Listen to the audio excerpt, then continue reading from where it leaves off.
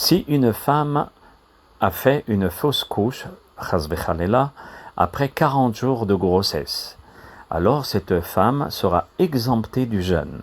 Elle n'aura pas le droit de jeûner. Si c'est avant les 40 jours, alors il faudra demander l'avis au médecin. Parfois, il faut demander au médecin, même le Rav, c'est pas un médecin, sauf s'il est Rav et médecin, qui lui décidera selon l'état de la femme, l'état de santé, si elle pourra jeûner ou pas. Donc, chacun on est suivi par un médecin, on lui demande son avis et on suivra son avis.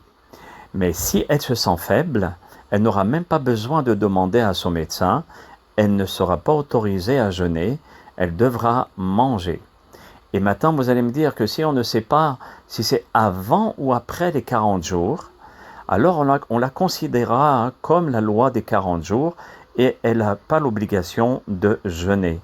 Même si elle veut, quand les hachamim nous disent qu'elle n'est pas obligée de jeûner, c'est-à-dire qu'elle n'a pas le droit de jeûner. Vous pourrez trouver ces références dans le site Be'ezrat Hashem Idbarach de même. Une femme qui a fait 2 fausses couches et qui est à nouveau enceinte et dont le médecin déconseille de jeûner, car elle risque de perdre le bébé, même si elle se voit en bonne santé, elle n'a aucun symptôme, Baruch Hashem, très très bien.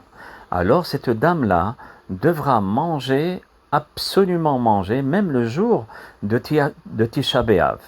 Regardez les références dans le site de Rabbi Shalom Dov Ber Levi Wolfan, dans Da'at Torah, et aussi de Rabbi Yosef dans Hazon Ovadia, dans la Chot Ta'ani, dans la page 59 et 288, ainsi dans Yahavit Da'at. Bon, beaucoup de références, vous pourrez voir dans le site.